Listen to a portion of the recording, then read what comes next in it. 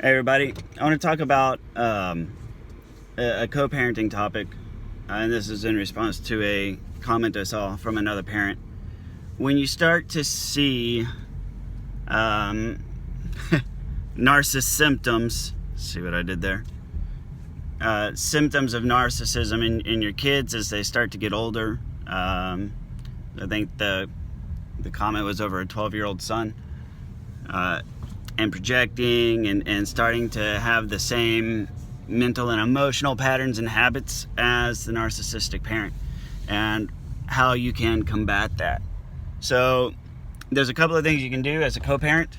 First and foremost, you have to give your kids the one thing that the narcissist cannot give ever, and that's genuine love and genuine affection. Because the narcissist is incapable of that, because they don't have empathy. So everything is sort of forced, and they have a choreography that they go through. But it's all exactly that, choreography. So when you have your kids, you want to focus on, number one, telling them that you love them, and meaning it, right?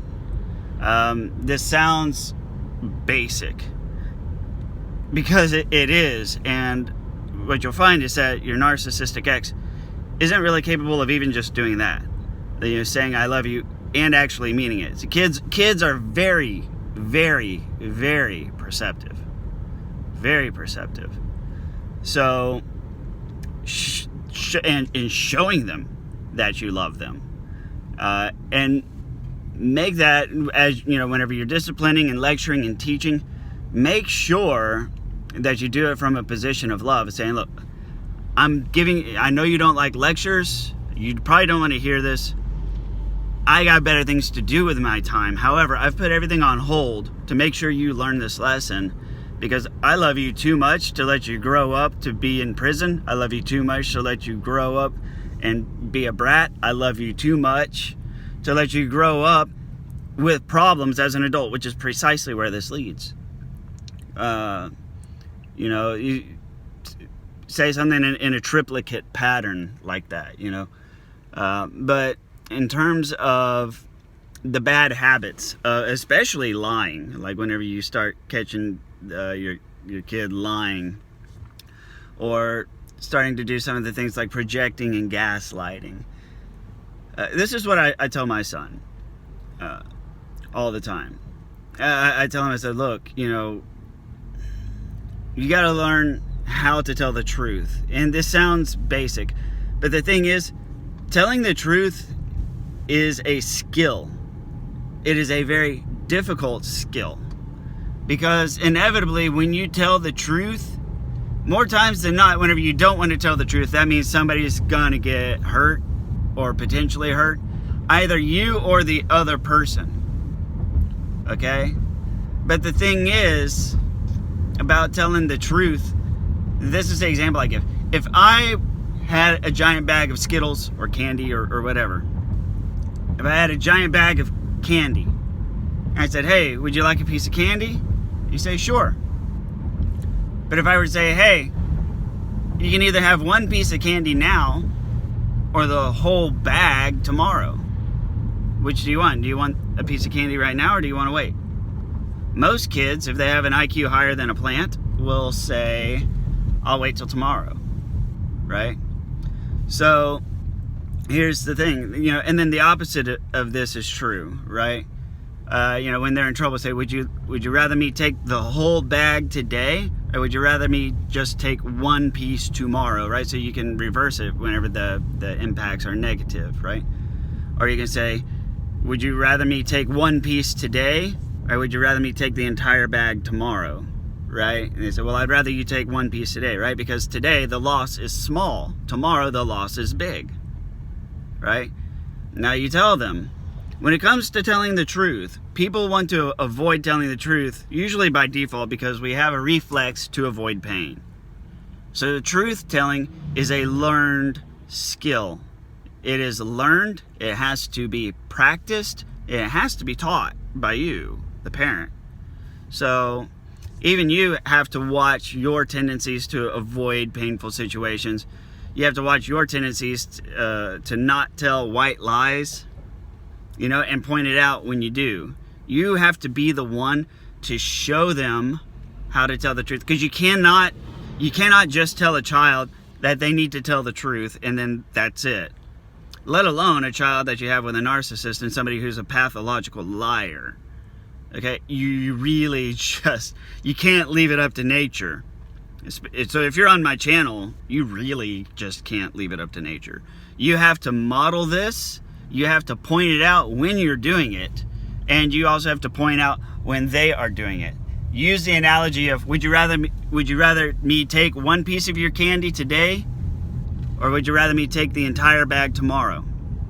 Right? Or would you rather me take the entire bag today or one piece tomorrow? In the case when that's relevant, whenever losses are smaller in the future, right? Use that analogy, and then you say, okay, well, whenever you lie,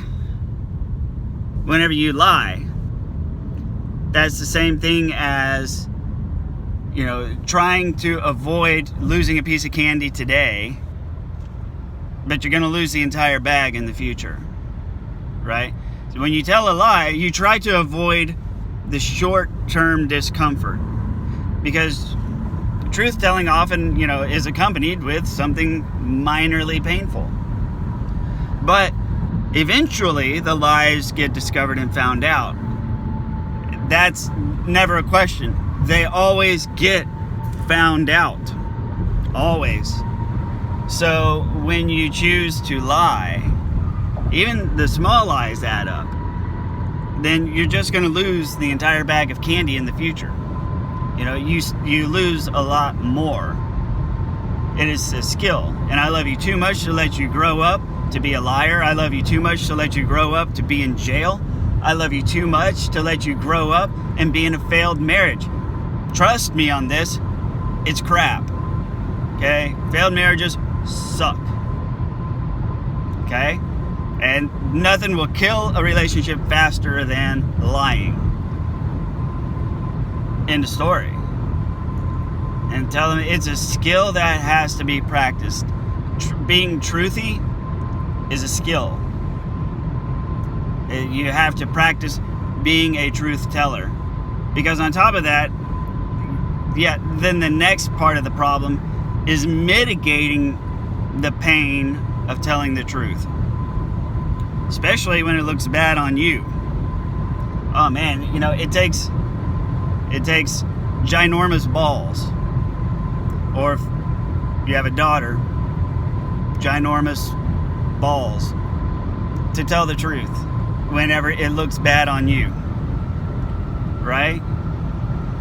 And so I think the default tendency is for children to try and tell the truth in such a manner where they do mental gymnastics, where it's like, I know I have to tell the truth because if I don't, I'm going to be in even bigger trouble. But I really don't want to be in trouble now either, so I'm going to just kind of try to minimize the impact. And what you have to tell kids and what you have to show them, and keep this in mind, the more direct and truthful they are, and then you have to say, I appreciate you telling me the truth. Normally there would be consequences. However, I can greatly appreciate you being honest and upfront about this. So there's not going to be any consequences, and I'm not mad. I'm hurt, but I'm also glad that you told me the truth. And, I will get over it. So thank you for having the courage and the decency to be honest, instead of trying to save yourself, Because being honest, the equity that you develop, it pays back in interest, okay? It's a compounding thing. Because that encourages trust, right? So once your children realize that they can trust you with the truth, and they know that, hey, I should, could, and can tell the truth to, my caring parent and not get any undue consequences, right? Because at the narcissistic house, there is always always really unpleasant consequences. Sometimes they can't even escape it. Especially like once they realize that the narcissistic parent is all about themselves and not about the children. Once they realize that there's no telling the truth to somebody that doesn't want to hear the truth. So whenever it reflects negatively on them, your kids are going to learn they can never ever do or say anything that remotely criticizes that narcissistic parent, because they're going to get thrown under the bus and punished for it. They get punished for telling the truth. So you have to purposefully, do this before it matters. Do it before it matters on something simple and basic. Like, hey, did you clean your room? Yes. Okay, thank you for telling me the truth. I appreciate it. I'm always so proud of you for telling the truth. Because I know that I can trust you when you're truthful. Do it on the little small things. So if you catch them and they haven't done anything, like if you know they haven't cleaned the room, you say, hey, did you clean your room? I'm working on it, blah, blah, blah. Just say no. Just say no. You're not going to be in trouble. I just want you to be honest. You can say no without getting in trouble, right? So if you do this, if you find things that you know they haven't done, if you find things that you know they're going to lie about, you can call them out on it. And you do this a number of times purposefully because you control this interaction. They haven't cleaned their room. So they haven't cleaned their room. I don't know if that came through clear or not because I hit a bump. Did you clean your room? I'm working on it, or I'm in the middle of it. It's an ongoing project. The room project is currently in a state of flux. Whatever their thing is to say, hey, it's okay for you to say no. You're not in trouble. You're not going to get in trouble, and I'm not mad. It's not like there's going to be consequences. I want you to be honest and just say no, because you need to understand you're not going to get in trouble. You're not going to get yelled at. It's just your room. I want for you to clean your room and stay focused on one task before you go play. Let me tell you about this awesome candy analogy with a bag of candy. I learned it from a Zen master on YouTube with a beard. That kind of thing. So that's kind of what you have to do. So you have to do these two things. You have to, getting back to the very beginning, show them genuine love. It's not enough to just say, hey, I love you, buddy. Come here, tiger. That's all they hear at the narcissist's house. Come here, tiger, come here. Oh, daddy's so proud of you. Mommy's so proud of you. And let me parade you and show you to all my friends. Now, guess what he's been working on? Little Billy's been working on his piano solo and everything else that they want to brag upon, right? Older kids start to realize and recognize that it's not genuine. So, genuinely love your children. Genuinely show them. Bring it from a place like you're trying to win someone's heart. Yeah? Show them you love them. And then show them that there are positive rewards for telling the truth. Because if you can show them there's positive rewards for telling the truth, and especially when it's under your control, and that you've discovered something, right? Then they're going to already be comfortable with the concept of you discovering things. And then before long, when you discover something that's more unpleasant, something that you weren't prepared for, then they're going to be honest with you. Don't abuse that trust. When you actually do ask them and they're honest, try not to get too surprised and don't take it out on them, because they get enough of that at the other house. Thank you very much for listening. Please like, comment, or share, and I'll see you on the next video.